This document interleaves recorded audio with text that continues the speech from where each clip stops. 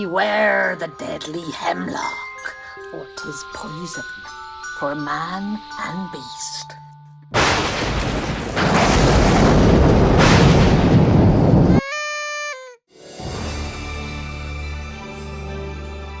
In this week's episode of Chateau Capers, we go digging for deadly poison, the chateau lets in water, there's an unexpected delivery, and the Creaky Bedroom makes a huge leap forwards.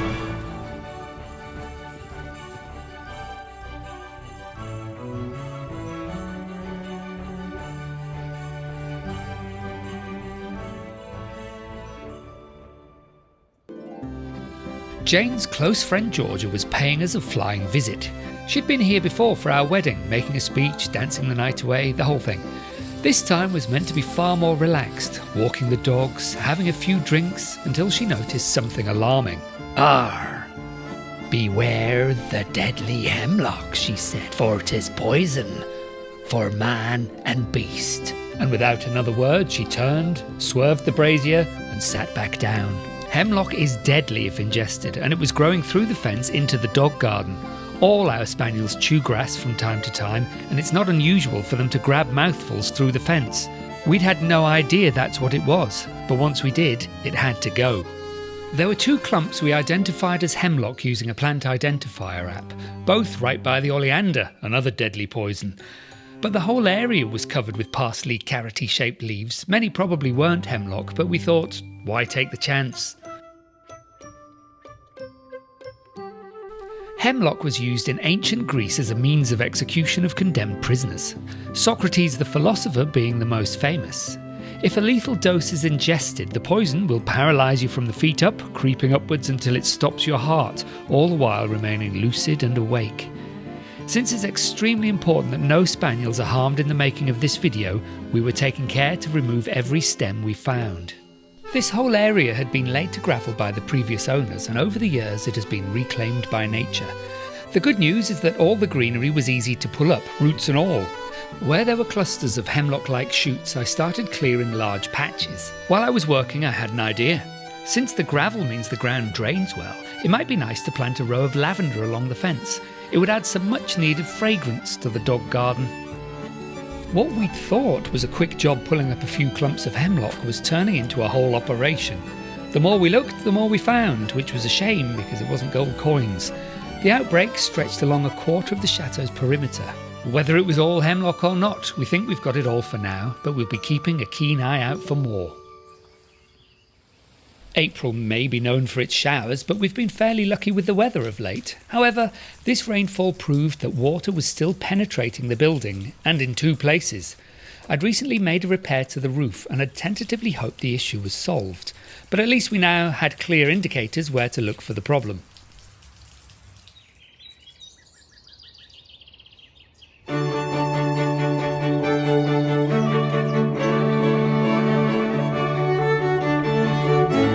So this flashing here is all a bit raised, and it's got a lot of debris in there from pine needles and leaves and detritus that's got in there and got stuck and turned into mulch. So I'm going to try and scrape it out as best I can, and then I've got some sticky flashing that I can stick over this, and it won't last as long as lead flashing, for example, or this tin, but hopefully it'll do what we need it to do for now and stop the rain getting in and causing damage.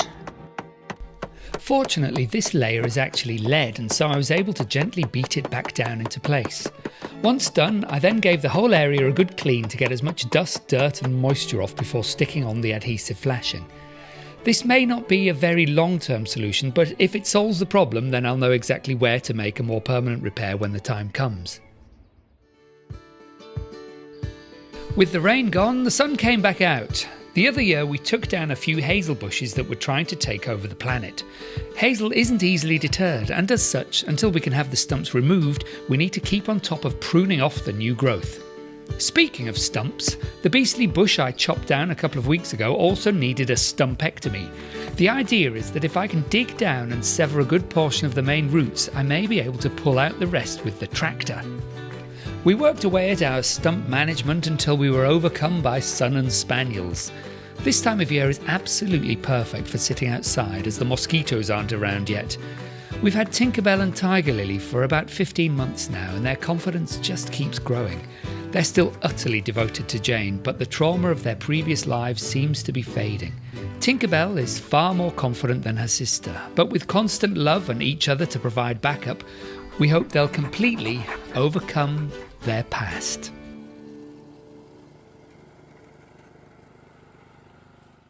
Still to come on Chateau Capers, a trip to a massive car boot sale, a surprise delivery for the kitchen, and finally some proper progress is made in the Creaky Bedroom ensuite. If you're enjoying this episode, give it a like and subscribe if you haven't yet so you don't have to miss a thing. The village of L'Île de Noé has a beautiful 18th century chateau with a long, elegant facade and sweeping wings that frame a curved courtyard. It even has a central tower complete with a tall pointed slate roof made from rounded tiles, so it looks a bit like a dragon scale hat for the chateau. Every year in the grounds of the chateau there's a spring and autumn fair, a sprawling car boot sale full of extremely varied and random things. In previous years we've found some fantastic items, like the ornate toilet which we bought for a fraction of its true value, and a pair of Louis XV style bedside tables. This year was equally varied. A couple of heads for a hunting lodge? No thank you. Perhaps the ugliest and least comfortable chair I've ever seen. What do we think here? Cow or Dalmatian? If a hunky horse was the star of a Mills and Boon novel. Hello. Sadly this time we didn't find any items we simply had to buy, but Jane did find a few salvias that did extremely well last year. We've just taken delivery of some new kitchen units. So this is 2 of them, and then there's a kitchen island which is going to be left in the main kitchen, the dog kitchen. But all I can say is I don't know what she's bought. I think they're vertical cupboards. I don't think they go on their side. So this is as much a surprise to me as anybody else what this might look like when it's open. Oh look, there we go. This looks like that. So there's a cupboard at the top with lots of drawers. Interesting. So there we go. Slowly the next kitchen project will begin. And this beast is the new island. Seems to take up most of the kitchen. Very exciting. This is the small island that we bought a while ago that we've been using, so we can put things in that we know it'll be clean. This is the vast new island. There's Jane running away. So again, I've no idea what this looks like, what to expect. This is all Jane's doing, but we'll get this into action today. We'll unpack it and put it where the old island was.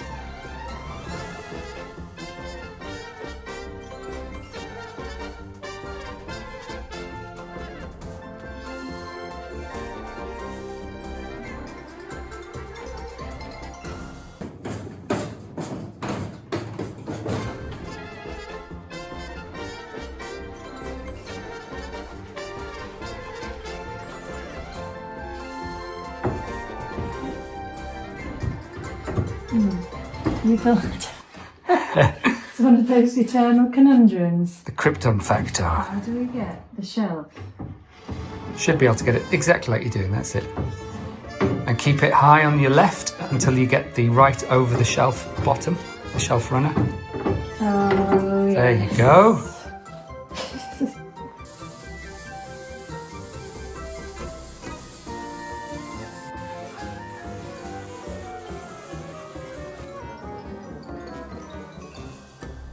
I had just enough varnish left to do 1 layer on the new worktop. As I know things will get placed on top, no doubt wet or oily, I thought 1 coat would be better protection than no coats of varnish. Well, here's a little walk around of the new kitchen island. It's the same on both sides, so each opposite side is the same. So we've got room for 4 towels, and we'll never have wet hands again. And a drawer and a cupboard at each end, and a drip there. It's going to look lovely in here. I don't think Jane has fully decided what colour it's going to be, and ultimately when we do this kitchen everything will change. In fact, that cupboard there straight ahead will be a doorway. This kitchen is just minging. inside of all of these cupboards is foul and pestilent yuck. But the doors and drawer fronts are all actually, it's all really good wood. So I'm probably going to save them and repurpose them, I should imagine. But that's all for now.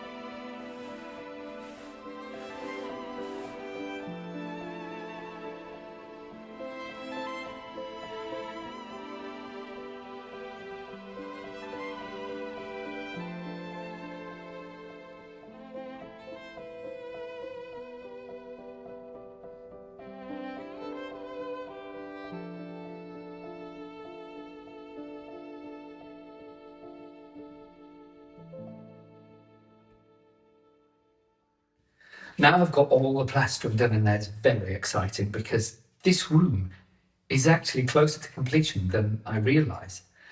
I've got all the skirting to do and I've got to finish the panelling in there, but it's up. And so the electrics are done, providing I've not made a mistake. The electrics are done in there, so they just need to be wired up in the attic into the main system, and then we'll have a light source in there. But there's stuff everywhere, and it's my fault because I used something, I think I might need it again, and put it down, and I've created a mess. So we're going to have a massive tidy up. We're going to try and get everything out of here, give it a clean the floor, and get it ready, because then it should just be painting and finishing touches in here. There's a little bit more work to do on the, the crown moulding. But again, the shape's there, it's nearly there, there's just some finishing. And part of it will be covered. I'm going to stop talking and get on with it because I'll get this done. I was slightly amazed at how I'd managed to make a relatively large room seem cluttered and small.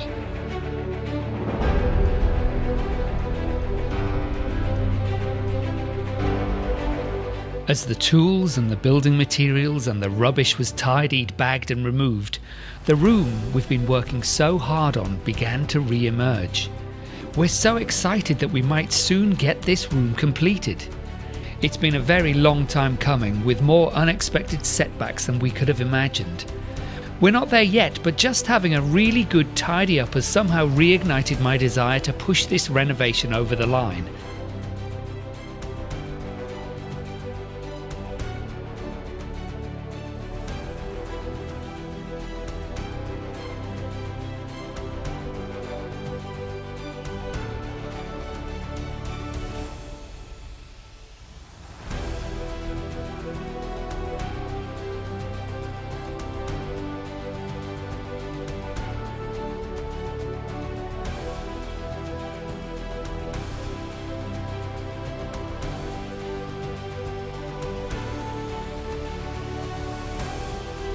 With this music, that is the most heroic mopping I've ever seen. I've probably saved the planet from an asteroid with that mopping. NASA's gonna put up a plaque for me.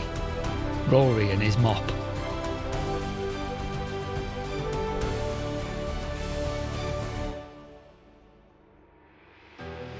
Viewers might imagine this is the environment we always work in. Sadly not. But we've now achieved that level of order. We'll try and keep it tidy. I can't wait for the panelling to be finished in the ensuite. It's going to look amazing. That's all for this week. Don't forget to like and subscribe, and we'll see you next time.